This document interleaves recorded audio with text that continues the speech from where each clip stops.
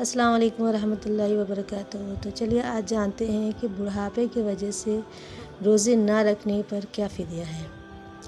تو بڑھاپا ایک ایسی بیماری ہے جس کے صحیح ہونے کا امکان ختم ہو چکے ہوں۔ دوسرے لفظوں میں اس کو بھی بڑھاپا ہی کہہ لیں تو ایسا انسان اپنے روزے کے بدلے فدیہ دے گا۔ یہ مسند احمد کی حدیث ہے۔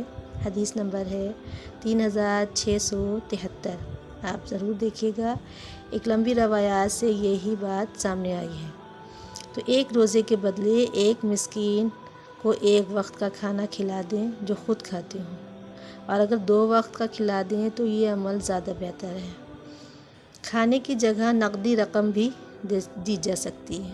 تو 2 کلو گندم کے حساب سے کچھ لوگ 2 کلو گندم کے حساب سے آپ دے سکتے ہیں۔ کچھ لوگ جو فی الحال تو اس وقت بیمار ہیں اور بعد میں صحیح ہو جاتے ہیں، وہ فدیہ معاملہ نہیں کر سکتے۔ اسی طرح کسی مسافر کو دیگر مجبوری جو بعد میں روزے رکھ سکتا ہے، اسے قضا ہی رکھنے ہوں گے۔ یعنی اگر آپ ابھی بیمار ہیں لیکن بعد میں اللہ تعالیٰ آپ کو صحت دے گا، آپ صحیح ہو جائیں گے، تو آپ پر روزہ پھر فدیہ نہیں، آپ کو قضا رکھنا ہی رکھنا ہے۔ اگر آپ فدیہ دے رہے ہیں جب بھی آپ کو قضا رکھنا ہے۔ اور اسی طریقے سے اگر آپ جیسے مسافر ہے کہ 2 لوگوں پہ اللہ تعالیٰ نے روزے کی قضا نہیں رکھی ہے، روزے کی قضا بتا دی کہ آپ اس کو گنتی نہ شمار بعد میں کر لیجئے گا۔ جیسے اللہ تعالیٰ نے قرآن کریم میں بتایا کہ جو لوگ بیمار ہیں یا مسافر سفر میں ہیں تو ان کے لیے وہ اپنی گنتی آگے مہینوں میں اسے پوری کریں۔ تو اس کا مطلب یہ ہے کہ اگر آپ بیمار ہیں اس مہینے میں، جو روزے آپ کے چھوٹ گئے ہیں وہ آپ انشاءاللہ آگے آپ کو اللہ صحت دے تو آپ اس میں اس روزوں کو پورا کریں، ان کی گنتی پوری کریں۔ آپ نے 25 رکھ دیے، 5 چھوٹ گئے تو وہ 5 آپ کو بعد میں رکھنے ہیں۔ یہ آپ کو کرنا ہے کیونکہ اللہ نے آپ کو صحت دی ہے۔ بیمار کے لیے ہے اور مسافر کے لیے کہ لمبی سفر پہ گیا ہے تو اس کے لیے بھی یہی ہے کہ اگر 2 دن 4 دن یا دن بھی اس کے سفر میں گئے ہیں وہ روزے آپ بعد میں پورے کریں۔ سوائے جو ہے تو وہ بڑھاپے کی، یعنی بڑھاپا ایک ایسی بیماری صحیح نہیں ہو سکتی نا، کبھی بڑھاپا اور آتے ہی چلا جاتا ہے۔ اس میں انسان بڑھاپے پہ تو اللہ تعالیٰ نے اتنا رحم کیا ہے کہ بڑھاپے کی عبادت کو بھی اللہ نے بڑھا دیا۔ اس حدیث کو بھی میں آگے انشاءاللہ بتاؤں گی کہ اللہ تعالیٰ نے بڑھاپے کی عبادت میں کیا نعمتیں عطا فرمائی ہیں اپنی۔ آپ اللہ کی نعمتوں کو ضرور سنیے گا، ضرور جانیے گا کہ جو لوگ بوڑھے ہو چکے ہیں ان کے اوپر اللہ نے کتنی رحمت فرمائی ہے۔ سب سے زیادہ تو یہی دیکھیے رمضان مبارک کے مہینے کی رحمت کہ اللہ نے ان کے روزے کو معاف کر کے، یعنی ان پر ہدیہ کر دیا، ان پر فدیہ کر دیا کہ فدیہ دے کے روزے پورے کر لیں۔ سبحان اللہ۔ اس کو آگے ضرور سنیے گا۔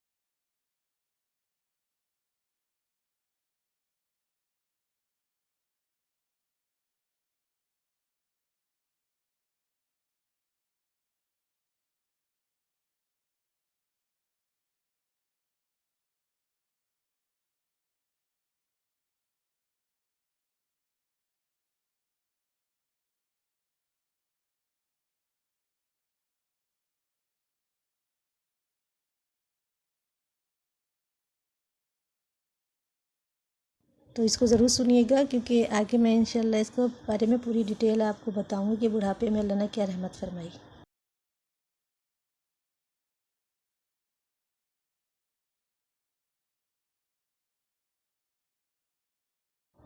اور آگے میں نے اسکرین پہ شب قدر کی دعا بھی لکھ دی ہے، اس کو پڑھتے رہیے گا۔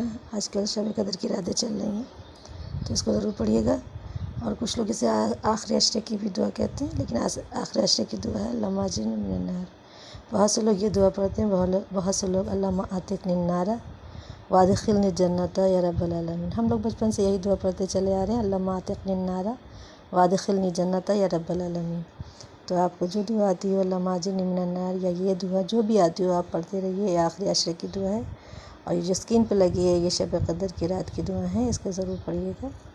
اللہ تعالیٰ ہم سب کو جہنم کی آگ سے بچائے۔ یہ جہنم کی خلاصی کا ہے کہ اللہ ہم سب کو جہنم کی آگ سے بچائے اور اپنی رحمت سے ہم سب کو جنت نصیب فرما دے۔ جہنم سے خوب زیادہ سے زیادہ نجات کے لیے دعا مانگیے اور جنت کے طلب کے لیے خوب زیادہ سے زیادہ دعائیں کریے اور دعاؤں میں سب کو یاد رکھیے۔